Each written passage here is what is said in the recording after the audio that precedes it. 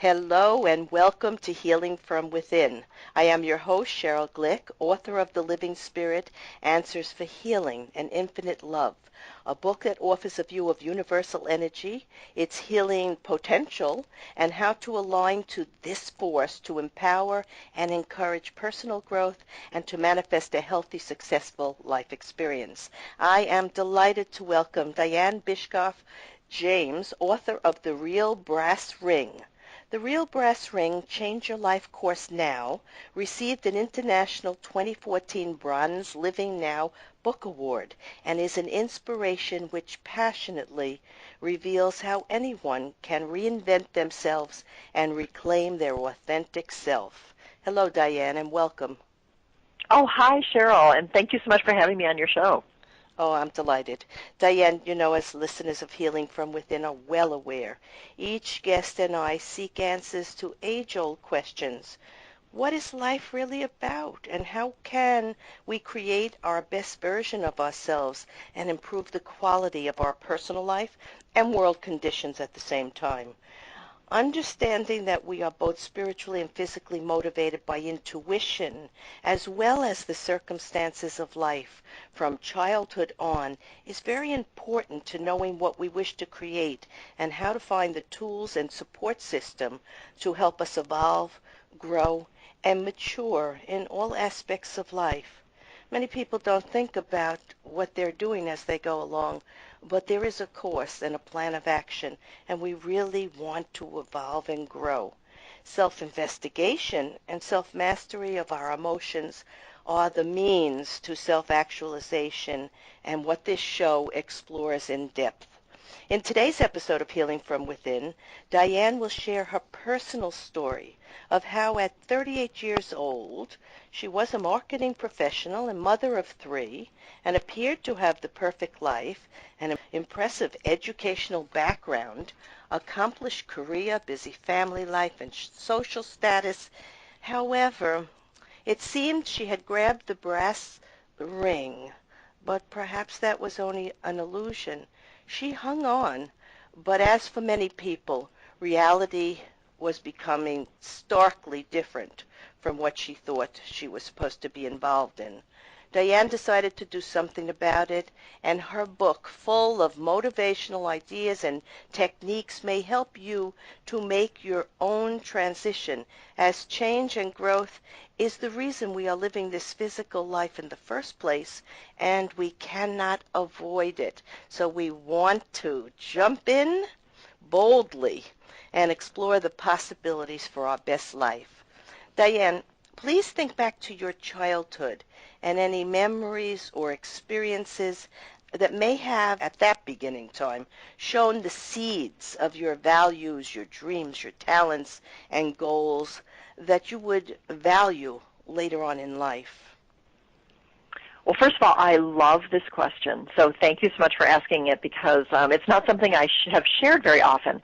But I remember my childhood experience that was kind of earth-shattering at the time. I remember being 5 years old and walking by myself to school in my little uniform, my little plaid uniform, and I had my little buckle shoes. And I remember realizing that nobody else was around. It was a quiet street, and I was looking through my own eyes, and I realized that I felt as if I had been dropped into this body, and I had a very strange experience in that I felt I was the only person that was ever going to perceive the world, or one of the few people that would perceive it in kind of an original way, through these eyes, with a very unique, very optimistic experience. But I had this cross at 5 years old of feeling like I was going to be alone and have to go through a lot without understanding. But then I knew that I had this open, really upbeat heart looking for connection. So I was almost experiencing this really weird duality by walking by myself, realizing that nobody would see through these eyes. We were never going to all see exactly the same way. So we were separate yet unified. And I couldn't put it all in words, but I kind of stopped and looked around, and I just had a complete little mini childhood out-of-body experience. Dianne, that's amazing because what you actually were perceiving was your soul inner vision essence and the reality of the world, your physical or ego-minded reality that was being prepared by everybody around you. You were seeing it all unified, and that's Yeah. what we need to live our best life, to use all aspects of our being. But I have to share something here with you. I was 3 years old when I was lying on the grass in the Catskill Mountains, and I looked up crying, and I said, "Why did you drop me in this place?" And it's the We had the same. That yeah. was the feeling I had. Why in the world did this happen to me? So you see, we are meeting people who at a very early age have a feeling, a sense of beingness, a sense that there's more to discover, and more than people can share with us. We have to do it on our own, from within our heart essence or soul essence, and that's fantastic. You mentioned that in 2000, on your 38th birthday, you were given the gift of a reading with renowned psychic Sonia Choquette. After my 5-year-old experience, I actually went down a different road. For as open and as spiritually connected as I probably was as a little kid, I had then the next, 30 years, 35 years, I was pretty much wearing a different set of glasses. I was following all the rules. I was going after the American dream. I thought it was about money, success, cute cars, cute shoes, having all the material possessions. So despite being as open as I was as a kid, I really was shut down, I would say, for the most part in my adult life, and that I was following this prescription of getting stuff. But I went to Sonia because I'd had those multiple messages, synchronicity. A couple of people had said, go check out this woman. I did it as a fluke in a way, and I did it because I just thought it would be fun. But I really thought maybe she was going to tell me that I was rocking it, that, you got everything squared away and you're doing great. And so when I went in there, I thought it was going to be just kind of a fun little, pep rally. But instead, for an hour, she completely undressed me. She said, okay, everything about your life, girlfriend, is wrong. She said, wrong career. I was with the wrong partner. I wasn't pursuing my path. I wasn't, I was supposed to be an actor, an author, a teacher, a healer, and not necessarily in a nice way. She was like, if you don't grab at that real brass ring, it's going to be too late for you. And I sat there kind of staring at her like, what are you talking about? Like, what's going to happen to me if I don't do this thing that you just said, all these things that were not existent in my life at all? And she kind of just gave me this, just a harsh stare, and she said, you're going to have to come back and do it all over again. Well, we may have to, no matter how well we do in this life, we may still have to have more experiences and have other places and times to live in. However, yes, she was quite scary. I know she said to you, you'll live with I'm reading what you wrote in the book. You live with depression because nothing about your life is your own. Fix your ways or it will be too late. Because you knew as a child your uniqueness, your divine essence, your ability to create. But then you're bought into the system, and I did the same exact thing.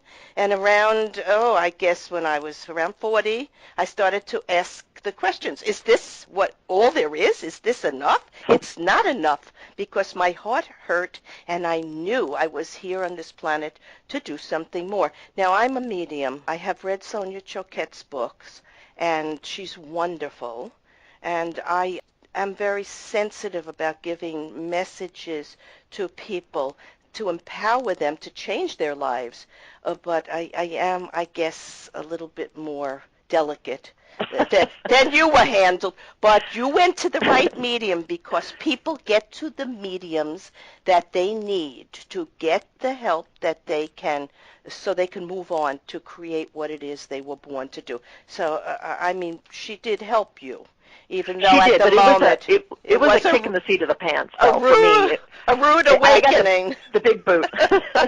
But I have to go on, Diane, to tell you something. You know I often have coincidences or connections to my guests, and today I'm going to tell you something about my own awakening process and how Sonia Choquette played a major role in my beginning understanding of spirit, energy healing, the afterlife, and the fact that we're all spiritual beings having a physical life. So at my first reading, which was a gift to me at a Christmas party, just like you got a gift. I had never been to an intuitive, a medium, a psychic. I was not interested in those things. I really didn't believe much in anything like that. I believed in science and working and producing, through your own intelligence and efforts, something good in the world. So here I am. I go to a psychic because I'm given this gift. And the psychic says to me, you're going on a trip in May with another woman.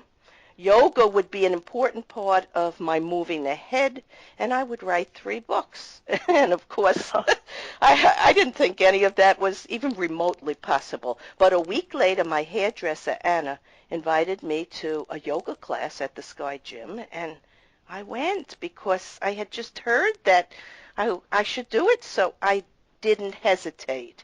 And then that teacher became an important factor in my discovering energy healing and spiritual communication. And that same teacher handed me a book by Sonia Choquette. And in the book, it offered a meditation process. And I followed it. What did I know? I didn't know much at that point. And so with my eyes closed and in my inner vision, I saw myself seated on a stone bench facing another stone bench because that's what she told me to do. And I asked my soul presence to present itself. And almost immediately, in my inner vision, I saw a woman with thick curly hair, a brown cloak, and she sits down in front of me. So I asked her name as Sonia suggested I do in the meditation. And she responded, and I heard this in a far-away voice, Helen Troy. And I was so amazed. And following that meditation, I had many references and events linking me to Greece, which I eventually 6 months later visited.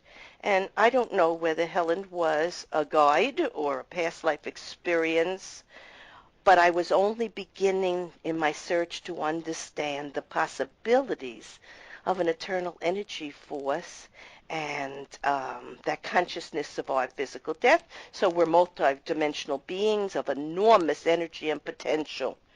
So there we are. She helped both of us in a tremendous way. That is such a fantastic story, and I'm so glad you shared that because it's all interwoven. It's like it is that lovely carpet where we can all, this thread leads to this thread. And I think that one of the best things I ever did is to use the tools that are available, just as you did. Mm-hmm. Tools from the outside, tools from the inside, and to just keep that search going on and on. Mine was dramatic. Yours was lovely and soft. So I'm so glad. Well, perhaps Spirit knew if they came on too strong with me, I would blow them off. I would use my courageous little martial self, who looks for truth, justice, and American way and say that wasn't the right way. So they did it in a way that we all are given messages and help to develop in many, many ways that are uniquely good for us. But we have to pay attention, and we have to wake up. So tell us something. You have a wonderful reading list and suggestions that Sonia gave you for finding your true purpose, and you met many interesting spiritual teachers who you became aware of.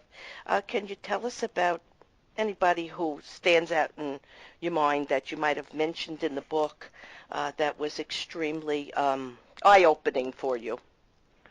Oh, absolutely. One of the individuals that has, in a way, run kind of, I say, under the radar. I like to pick up people that move me the most. And I'm working on my second book right now, and some of the authors I'm going to be, quoting may not have made the big time, but they changed my life. And one of those individuals is Mellon Thomas Benedict, and he's a near-death survivor, and he is, in my opinion, kind of the encyclopedia of the afterlife. And I went to see him. I was very fortunate. Right after I kind of discovered him, someone sent me an email. I don't even know where it came from. He was coming to a Unity church near me, and I just happened to be available. And I said, I've never heard anyone before who's been to the other side and back. So I decided to go. And that was such a monumental event because he spoke for probably only an hour and a half, but he had such an angelic presence. And he said so many beautiful things that tie in even to what we just talked about. He said that life is a tapestry, and when you go to the other side, you can actually see the energetic grid. You can see how everyone's connected. You can see that we are all one. Yes. And he also he just said some of the basics, but they really moved me in that we were all good people trying to do good things, and that this was the biggie. Individually, we are the judge and the jury of our own lives. So as we pass through this course, the only person that's really at the end of the day going to evaluate our progress, in addition to maybe some of our connections and some of our soul partners, is really ourself. Our higher self will say, did you get your lessons? Were you on your path? Did you overcome fears? Were you courageous enough to stand toe-to-toe with that and move through it? And we get to evaluate ourselves. And that really changed everything for me because I am kind of like, it sounds like you are too, or driven, and I like to, I like to get things done. So if someone puts a challenge in front of me, like you're the judge and the jury, I wanted to make sure when I passed to the other side, I was going to answer the big question right. And in my opinion, the big question is, did you love your life? Yes, absolutely. And there really is no right or wrong. There's no good or bad. There's no separation and duality. And that's what we're here talking about today, the love and gift of life. And you also mentioned, I was very interested in this, a modern-day physicist for his unified field theory. That's Nazem Haramein. And he says, what he talks about is we are all part of one cosmic source, one cosmic matrix, one cosmic family. Beyond our personal attachments, in the lack of attachment, being detached, we become one with everyone. And in my book, The Living Spirit, I talk about this, and I do believe it wholeheartedly. And I wrote, there is a pattern and meaning to all things in heaven and on earth. And for each human, there are people and events designed to guide us to face fears and negative thoughts so we can fully realize our most loving selves or the divine spark of God within. This is what metaphysical people mean when they say that we are spiritual beings having a human experience. Religious leaders may offer their own interpretations and feelings, and we have the choice to follow religious dogma or a different path. Either way, it is up to the individual to find his or her own truth and communication with spirit. The divine force or oneness of being is in us, around us, for us, loves us, and hopes our love for universal source will help us achieve a more successful human life journey.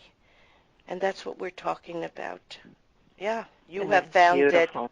it, and I thank every day, I thank everyone around me and above me for having learned that. And it is the truth of our existence. So for people out there who are listening to this, I also have many shows on my website about people who have had near-death experiences and who explain these dimensions of life and who we are and how we can approach improving ourselves through an understanding of universal energy and the laws of energy. So please feel free, listeners out there, to go to the website and listen to these types of shows that we're talking about today. Now, you also tell us you attended the Hoffman Institute, which was very helpful in how you discovered more about yourself and how you came to be more comfortable at a time when you were going through major change. Can you tell us something about that? Yes, absolutely. That was, well, I have to add one thing. I did have the opportunity to meet Mr. Harim at Conscious Life Expo, actually, in February.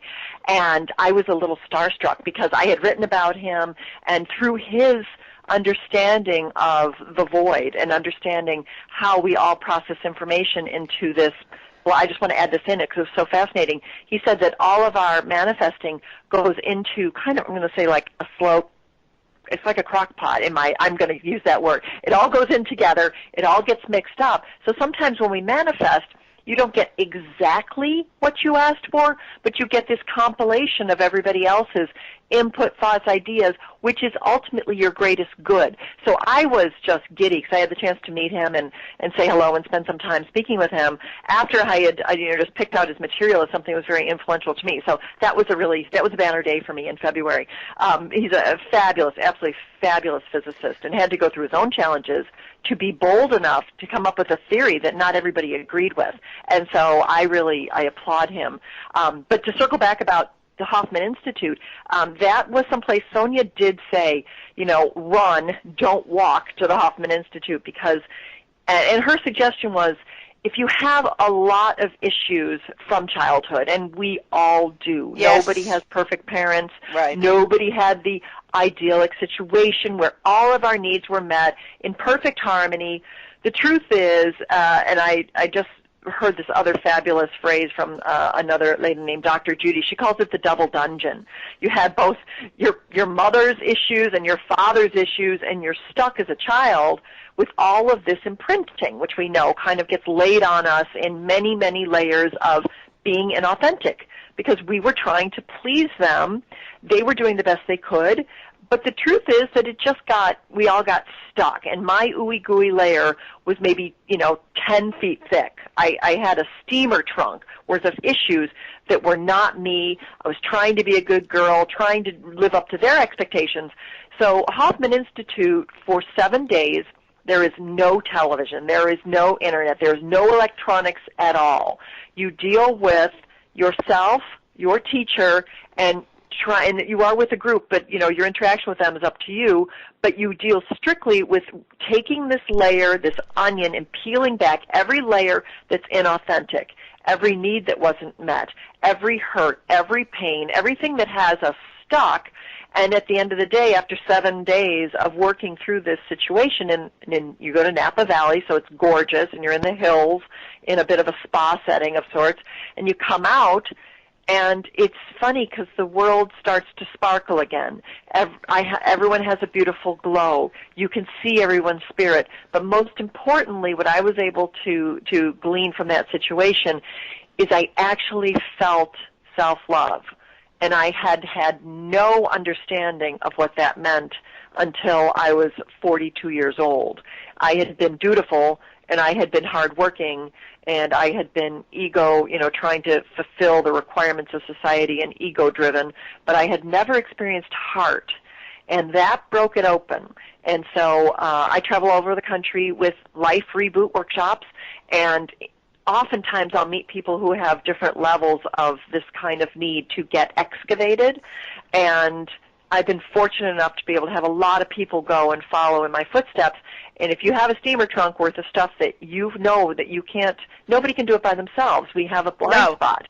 No, you need a support team, and you were very, very lucky to find such wonderful people. And many of the people you talk about in your book I am very well aware of, and I like that you mentioned a lot of their thoughts because they're right on the money. But let's go on to talk about something that's very important out there right now, the way our children are developing and a lot of the problems that women are having. So let's talk about what was a possible eating disorder you and almost every other young woman in America struggles with, and a book that helped you to understand the underlying issues and also why you had not followed all your instinctual passions such as acting, music, art, and writing. You were talking about it and just before about the childhood patterning that limited you and those imprints and fears of other people that we all have to deal with. But what did you discover after reading Roth's book? I think it's Janine Roth's book.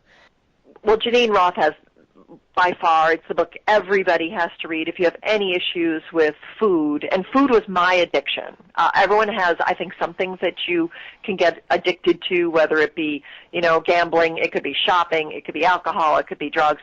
Mine was food. And according to Janine, we have these holes in our heart, holes in our experiences, our needs weren't met, and the one thing when we're growing up, oftentimes, that makes you feel awesome for just those couple of seconds sometimes is food, whether it be sugar or, candy. For me, it was candy cakes and Hostess family. And so I would use the Hostess family, the cupcakes and the ding-dongs and the snowballs, and every time I felt bad, I would put that in my mouth, and every time I felt good, I would also put more in my mouth. So I was 190 pounds when I saw Sonia. I was a big girl, so physically I was using food as my only experience of self-love. And at the same time, though, of course we know the minute you eat that ding-dong, less than a couple minutes later, you also hate yourself because you just ate another thing that you didn't need. So to boil Janine's whole book down, what she says is we completely lost touch with any of the inner resources. And your inner resources are so simple and so genuine. Feeling hungry is what food is supposed to fulfill that hunger, literally physical hunger, and any other hunger that you have is an emotional hunger. Absolutely, and there's so many other ways to fulfill your emotional hunger. Right. But for me, food was the only thing that gave me satiation, happiness, or joy. And so I was on my way to having physical issues. Body was breaking down, my knees were breaking down, my shoulders were breaking down, in addition to being so grossly overweight that I literally hated myself because, our body, if we look at, if you look at any type of, pop culture, at that point you're supposed to weigh like 105 pounds, and I was 190 pounds, and so then you have all the judgment on top of it because we have all these unrealistic expectations of body. Well, we don't. We might not, but society and the media is another story. Now, she wrote, Janine Roth, diets and food plans enable adults to remain children, victims of oppressive familial and cultural systems in which they spend their lives punishing themselves for not being good enough. And that's almost every human being on the planet who feels that there is a need for perfection, and there is no perfection. We're only humans who are expanding and changing moment by moment, and anyone who has led us to believe anything else has missed the mark. So what I want to say here is thank you for bringing that out in your book. It's very important that everybody who is raising children know that all you need to do is really love them and accept them as they are without your own needs and being imprinted on them. So I want to thank you, Dianne Bischoff James, author of The Real Brass Ring, for a well-written view of many metaphysical ideas shared by you in the course of your own awakening process and documenting ideas and stories by other New Age seekers as you share your own personal story of triumph over the personal traumas we all experience as children and as adults. To enjoy this charming and well-written story, go to liveyoureverything.com. In summarizing today's episode of Healing from Within, we have discovered how a medium, Sonia Choquette, the author of many books, shared an important message with Dianne that opened her mind and heart to remember her original soul contract made in spirit before she was born, and to remember her reason for being alive, and in doing so help her remember what it was in her childhood that most delighted and stimulated her heart impulses and her love of life. As a result, as we have just discussed today, Dianne went on to change her career, involving herself in many new activities, meeting many wonderful people, and living now with boldness and authenticity the quality of her inner soul life, changing all aspects of life. Dianne shares a wonderful comment from Greg Braden, author of The Divine Matrix. It says, for every piece of ourselves that we've given away to be where we are today, there's an emptiness that's left behind waiting to be filled. We're constantly searching for whatever it is that fills our particular void. When we find someone who has the very things we've given away, it feels good to be near him or her. The person's complementary essence fills our inner void and makes us feel whole again. When we find our missing pieces in others, we'll be powerfully and irresistibly drawn to them. We may even believe that we need them in our lives until we remember that what we're so attracted to in them is something that we still have within us. It's simply sleeping. Dianne and I would have you stretch your arms upward, take a deep breath, awaken to the possibilities of your own innate and divine soul talents, and rid yourself of fear, restrictions, and limitations to begin to live life as you dreamed it could be. And remember, as eternal energy beings, we are powerful and limitless. I am Sheryl Glick, host of